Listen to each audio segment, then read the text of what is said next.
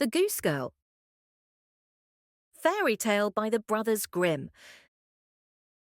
There once lived an old queen whose husband had been dead for many years, and she had a beautiful daughter. When the princess grew up, she was promised in marriage to a prince who lived far away. When the time came for her to be married, and she had to depart for the distant kingdom, the old queen packed up for her many costly vessels and utensils of silver and gold, and trinkets also of gold and silver, and cups and jewels. In short, everything that belonged to a royal dowry, for she loved her child with all her heart. She likewise assigned to her a chambermaid, who was to ride with her and deliver her into the hands of the bridegroom. Each received a horse for the journey. The princess's horse was called Falada, and could speak. When the hour of departure had come, the old mother went into her bedroom, took a small knife, and cut her fingers with it until they bled. Then she held out a small white cloth and let 3 drops of blood fall into it. She gave them to her daughter, saying, "Take good care of these. They will be of service to you on your way." Thus they sorrowfully took leave of one another. The princess put the cloth into her bosom, mounted her horse, and set forth for her bridegroom. After they had ridden for a while, she felt a burning thirst, and said to her chambermaid, "Dismount, and take my cup, which you have brought with you for me, and get me some water from the brook, for I would like a drink." "If you are thirsty," said the chambermaid, "get off your horse yourself, and lie down near the water and drink. I won't be your servant." So in her great thirst, the princess dismounted, bent down over the water in the brook, and drank. And she was not allowed to drink out of the golden cup. Then she said, "O Lord!" And the 3 drops of blood answered, "If your mother knew this, her heart would break in two." But the king's daughter was humble. She said nothing, and mounted her horse again. They rode some miles further. The day was warm. The sun beat down, and she again grew thirsty. When they came to a stream of water, she again called to her chambermaid, "Dismount, and give me some water in my golden cup," for she had long ago forgotten the girl's evil words. But the chambermaid said still more haughtily, "If you want a drink, get it yourself. I won't be your servant." Then, in her great thirst, the king's daughter dismounted, bent over the flowing water, wept, and said, "O Lord!" And the drops of blood again replied, "If your mother knew this, her heart would break in two." As she was thus drinking, leaning over the stream, the cloth, with the 3 drops of blood, fell from her bosom, and floated away with the water, without her taking notice of it, so great were her concerns. However, the chambermaid what happened, and she rejoiced to think that she now had power over the bride, for by losing the drops of blood, the princess had become weak and powerless. When she wanted to mount her horse again, the one that was called Falada, the chambermaid said, "I belong on Falada, you belong on my nag," and the princess had to accept it. Then, with many harsh words, the chambermaid ordered the princess to take off her own royal clothing and put on the chambermaid's shabby clothes. And in the end, the princess had to swear under the open heaven that she would not say one word of this to anyone at the royal court. If she had not taken this oath, she would have been killed on the spot. Falada saw everything and remembered it well. The chambermaid now climbed onto Falada, and the true bride onto the bad horse, and thus they traveled onwards, until finally they arrived at the royal palace. There was great rejoicing over their arrival, and the prince ran ahead to meet them, then lifted the chambermaid from her horse, thinking she was his bride. She was led upstairs, while the real princess was left standing below. Then the old king looked out of the window, and saw her waiting in the courtyard, and noticed how fine and delicate and beautiful she was. So at once he went to the royal apartment, and asked the bride about the girl she had with her, who was standing down below in the courtyard, and who she was. I picked her up on my way for a companion. Give the girl some work to do, so she won't stand idly by." However, the old king had no work for her, and knew of nothing else to say but, "I have a little boy who tends the geese. She can help him." The boy was called K.A. Onpifordken, little Conrad, and the true bride had to help him tend geese. Soon afterwards, the false bride said to the young king, "Dearest husband, I beg you to do me a favor." He answered, "I will do so gladly." "Then send for the knacker and have the head of the horse which I rode here cut off, for it angered me on the way." In truth, she was afraid that the horse might tell how she had behaved toward the king's daughter.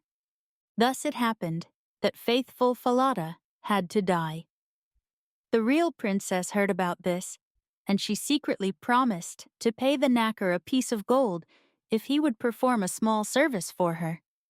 In the town, there was a large dark gateway, through which she had to pass with the geese each morning and evening. Would he be so good as to nail Falada's head beneath the gateway, so that she might see him again and again? The knacker's helper promised to do that, and cut off the head and nailed it securely beneath the dark gateway. Early in the morning, when she and Conrad drove out their flock beneath this gateway, she said in passing, "Alas, Falada, hanging there." Then the head answered, "Alas, young queen, passing by, if this your mother knew, her heart would break in two." Then they went still further out of the town, driving their geese into the country. And when they came to the meadow, she sat down and unbound her hair, which was of pure gold. Conrad saw it, was delighted how it glistened, and wanted to pluck out a few hairs. Then she said, "Blow, wind, blow. Take Conrad's hat, and make him chase it, until I have braided my hair, and tied it up again." Then such a strong wind came up, that it blew Conrad's hat across the fields, and he had to run after it. When he came back, she was already finished combing and putting up her hair, so he could not get even one strand. So Conrad became angry, and would not speak to her, and thus they tended the geese until evening, and then they went home. The next morning, when they were driving the geese out through the dark gateway, the maiden said, "Alas, Falada, hanging there." Falada answered, "Alas, young queen, passing by, if this your mother knew, her heart would break in two." She sat down again in the field and began combing out her hair. When Conrad ran up and tried to take hold of some, she quickly said, "Blow, wind, blow. Take Conrad's hat and make him chase it, until I have braided my hair and tied it up again."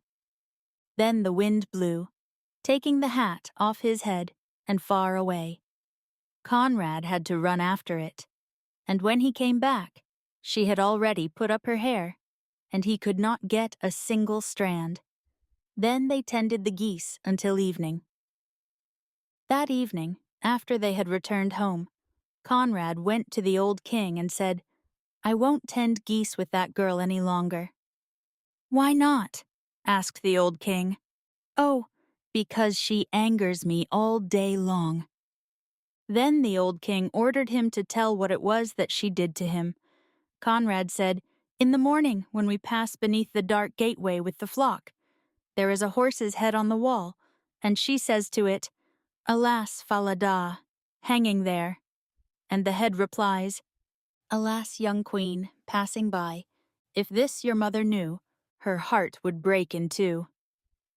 Then Conrad went on to tell what happened at the goose pasture, and how he had to chase his hat.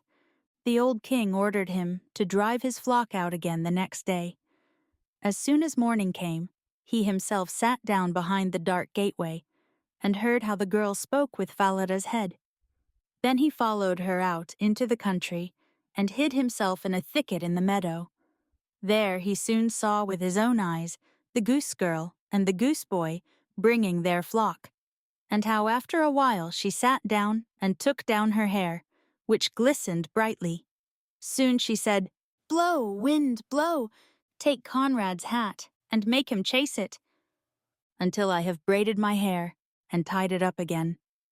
Then came a blast of wind and carried off Conrad's hat, so that he had to run far away, while the maiden quietly went on combing and braiding her hair, all of which the king observed.